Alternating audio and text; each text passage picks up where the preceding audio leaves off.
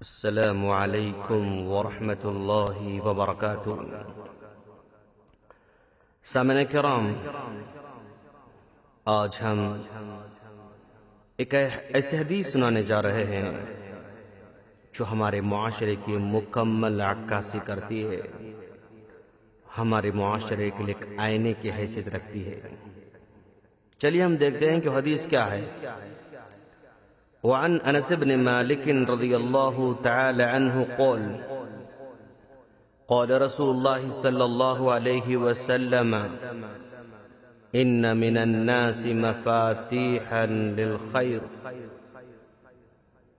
مغاليق للشر وان من الناس مفاتيح للشر مغاليق للخير فطوبى لمن جعل الله مفاتيح الخير على يديه وويل لمن جعل الله مفاتيح الشر على يديه رواه ابن ماجہ۔ انس بن مالک رضی اللہ تعالیٰ عنہ کہتے ہیں کہ اللہ کے رسول صلی اللہ علیہ وسلم نے فرمایا، کچھ لوگ بھلائیوں کی کنجی ہوتے ہیں اور شر کو بند کرنے کا ذریعہ ہوتے ہیں، کچھ لوگ برائی کے کنجی ہوتے ہیں اور خیر کو بند کرنے کا ذریعہ ہوتے ہیں۔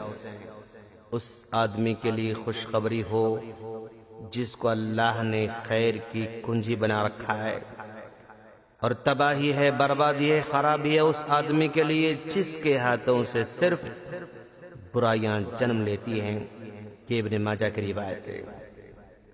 سامعین، اس حدیث کو رکھتے ہوئے ہماری سوسائٹی کا جائزہ لیں۔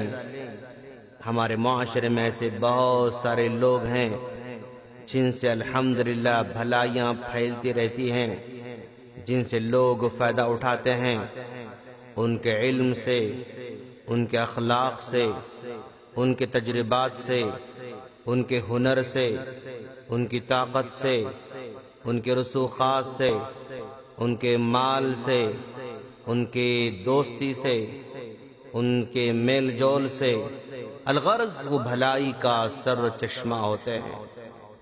ان سے ہر آدمی خوش رہتا ہے، خاندان والوں میں بھی خوش رہتے ہیں، گلی محلوں میں بھی ان کے بڑی عزت ہوتی ہے۔ ان کی فطرت میں ہمیشہ دوسروں کی خیر خواہی ہوتی ہے، ہمدردی ہوتی ہے، ان سے دوسروں کو فائدہ ہوتا ہے۔ بعض اوقات لوگ ان کی ہمدردی کا غلط فائدہ بھی اٹھاتے ہیں، لیکن ایسے لوگ معاشرے میں بہت کم پائے جاتے ہیں، جبکہ ایسے لوگوں کی بہت سخت ضرورت ہوتی ہے۔ دوستو، اس حدیث میں ایسے ہی لوگوں کے لیے خوشخبری دی گئی ہے۔ اگر اللہ نے کسی کو ایسے بنایا ہے تو اس پر اللہ تبارک و تعالی کا بہت بڑا احسان ہے۔ ایسا آدمی واقعی قابل رشک ہے، قابل تعریف ہے۔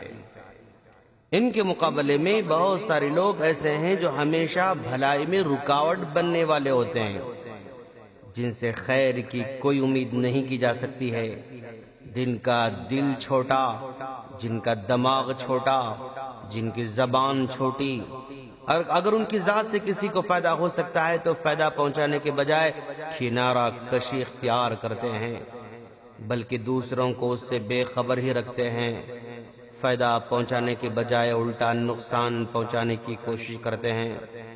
اگر کسی کو فائدہ ہو رہا ہو تو حسد میں مبتلا ہو جاتے ہیں۔ ایسے لوگ بھی ہیں جن کی زبان سے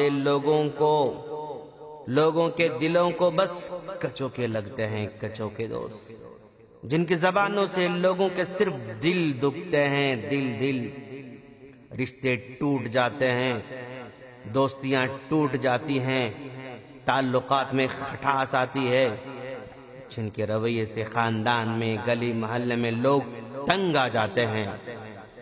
ایسے لوگ چاہے مرد ہوں یا عورت بڑے بد نصیب لوگ ہوتے ہیں۔ دوست، ایسے ہی لوگوں کے لیے حدیث میں تباہی سنائی جا رہی ہے، جن سے لوگ فائدہ اٹھائیں، خوشی ملے، تکلیف دور ہو تو ایسے لوگ اچھے لوگوں میں شمار کیے جاتے ہیں۔ جن سے صرف تکلیف ہوتی ہے، تکلیف کے دروازے کھولنے والے لوگ ہیں تو معاشرے کے بدترین لوگ ہیں۔ اس طرح بننے سے بچنے کی ترغیب دی جا رہی ہے۔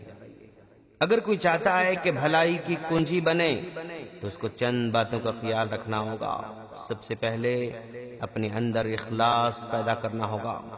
جو شخص جس قدر مخلص ہوگا اسی قدر اس سے دوسروں کو فائدہ ہوگا۔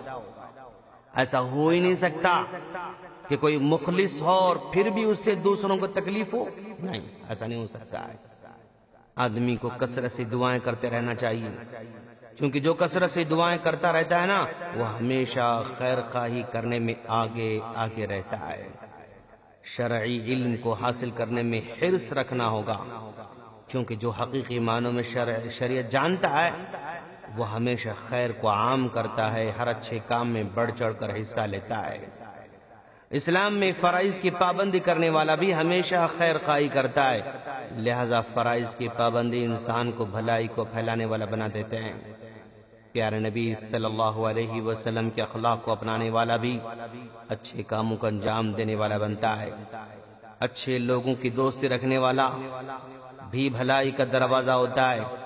دوستوں کا اثر انسانی زندگی پر بڑا گہرا ہوتا ہے۔ دوست جن کی دوست بھلے ہیں نا وہ بھی بھلے کام کرتے رہتے ہیں۔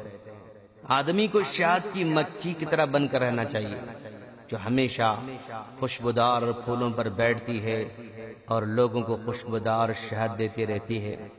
اسی طرح آدمی کو لوگوں کی خوبیوں پر نظر رکھنا چاہیے اور خوبیوں کو پھیلاتے رہنا چاہیے۔ آدمی کو اس مکھی کی طرح نہیں بننا چاہیے جو ہمیشہ گندگی پر بیٹھتی ہے اور گندگی کو پھیلاتے رہتی ہے۔ اگر آدمی ہمیشہ لوگوں کے عیبوں پر نظر رکھتا ہے، عیبوں کو پھیلاتا ہے، تو وہ اس گندی مکھی کی طرح ہے جو جسم کے خوشبودار حصے پر تو نہیں بڑھتی ہے، لیکن جہاں زخم ہو، گندگی ہو، پیپ ہو، وہیں بیٹھتی ہے اور وہاں کی ناپاکی وہ سارے معاشرے کے اندر پھیلاتے رہتی ہے۔ ہم اللہ سے دعا کرتے ہیں کہ اللہ تعالی ہم تمام کو بھلائی کا دروازہ بننے والا بنائے، برائی کو روکنے والا بنائے، آمین۔ السلام علیکم ورحمۃ اللہ وبرکاتہ۔